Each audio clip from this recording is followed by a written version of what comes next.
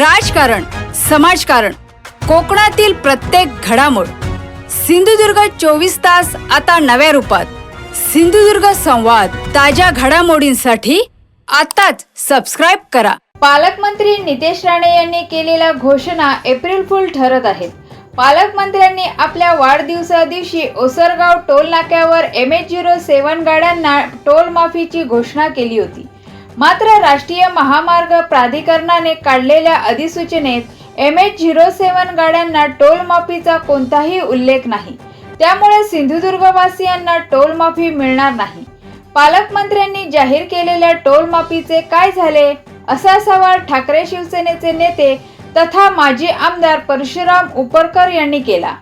पालकमंत्र्यांच्या घोषणा म्हणजे जनतेला केलेलं एप्रिल फूल आहे. पालकमंत्र्यांनी स्वतः वाढदिवसा दिवशी MH07 या गाड्यांना टोल माफी होणार अशा प्रकारचं जाहीर केलं आणि जनतेला एप्रिल फूल करून टाकलं. पण आज जनतेच्या टोलच्या जाहिराती आल्या त्या ठिकाणी कोणत्याही प्रकारचं MH07ला टोल माफी नसल्याचं सर्व जनतेमध्ये संभ्रम झाला आहे. पालकमंत्री जनतेबरोबर व्यापारी संघटनेला पण टोल माफी होणार अशा प्रकारचं आश्वासन देऊन जो विरोध होता टोलवरती विरोधात तो निवळण्याचा प्रयत्न केला. कारण टोल यामध्ये काहीतरी पालकमंत्र्यांची तक्षीम असण्याची शक्यता दिसते आहे. तर मागील टोल कंपनी ज्यावेळी होती काँग्रेसमध्ये असताना त्यावेळी या टोल कंपनी काढली होती. त्या टोल कंपनीमध्ये पालकमंत्री हे त्या टोल कंपनीचे डायरेक्टर म्हणून दिसत होते.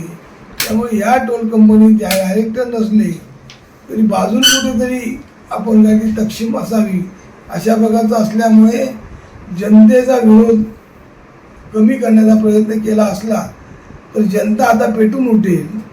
जर टोल माफी झाली नाही MH07ला तर जनता रस्त्यावर उतरेल आणि जनतेबरोबर आम्ही पण रस्त्यावर उतरू.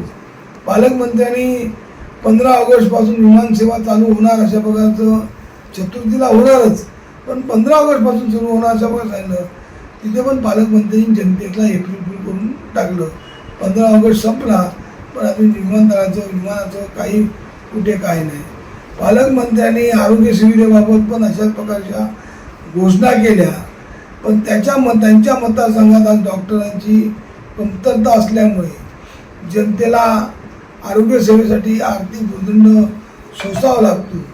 तो आर्थिक भूर्दंड पालकमंत्र्यांमुळेच जनतेला सोसावा लागतो. म्हणजे पालकमंत्री जनतेचं आरोग्य पण बघत नाही.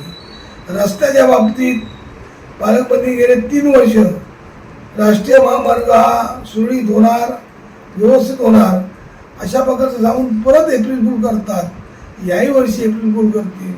त्यांच्या वडिलांनी खासदारांनी आता ऑक्टोबरची डेडलाईन दिली आहे. तत्पूर्वी त्यांच्या वाढदिवसाला आलेले केंद्रीय मंत्री नितीन गडकरी यांनी मे 1 पूर्ण करणार सांगितले. अशा प्रकारे 18 वर्षे या रस्त्याच्या खेळगोंडोबा या सर्व लोकप्रतिनिधींमुळे होत आहे आणि लोकप्रतिनिधी या रस्त्याकडे पूर्णतः दुर्लक्ष करत आहेत. पालकमंत्री तर पूर्णतः दुर्लक्ष करत आहेत. आरोग्याच्या बाबतीत पण तीच झाली आणि प्रत्येक घोषणा पालकमंत्र्यांची म्हणजे फसवी घोषणा असते. या फसव्या घोषणेतून जनतेला त्याचा फायदा होत नाही. आज पालकमंत्री रस्त्याच्या कामांमध्ये टक्केवारी लावलेली आहे, रेट लिस्ट लावलेली आहे. रस्त्याच्या कामांना 10%, तर बंदर विभागाच्या कामांना 15% द्यावे लागतात तरच कॉन्ट्रॅक्टरना कामं मिळतात. असे आता कॉन्ट्रॅक्टर म्हणू लागलेले आहेत. आणि त्यांचेच कॉन्ट्रॅक्टर आम्हाला फोन करून सांगत आहेत की आता 15% बंदर विभागाच्या जेटीच्या कामाला घेतले जातात, रस्त्याच्या कामाला 10% मागितले जातात आणि काही कामं या ठिकाणी आपल्या मर्जीतल्या ठेकेदाराला देऊ शकले नाहीत म्हणून काही कामं अडवून ठेवलेली आहेत. टेंडर झालेली आहेत पण टेंडर होऊनही ती कामं आपल्या मर्जीतला ठेकेदार देण्यासाठी अधिकाऱ्यांवरती दबाव आणला जातो आहे. आतमध्ये PWD असून दे, पंतप्रधान सडक असून दे, पतन असून दे किंवा आणि कोणत्या विभागाची असून दे, सर्व विभागातली कामं आज अशी अडवून ठेवल्यामुळे अधिकारी त्रस्त झालेले आहेत.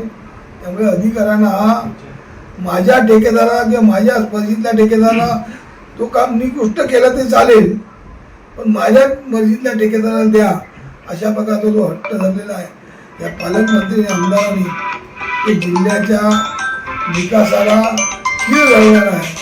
त्यामुळे जनता याचा हिशोब येणाऱ्या निवडणुकीत देतीलच, पण जनता आता याच्यामध्ये रस्त्यावर उतरायला कमी पडणार नाही. सिंधुदुर्ग 24 तास आता नव्या रूपात. सिंधुदुर्ग संवाद ताज्या घडामोडींसाठी आताच सबस्क्राईब करा.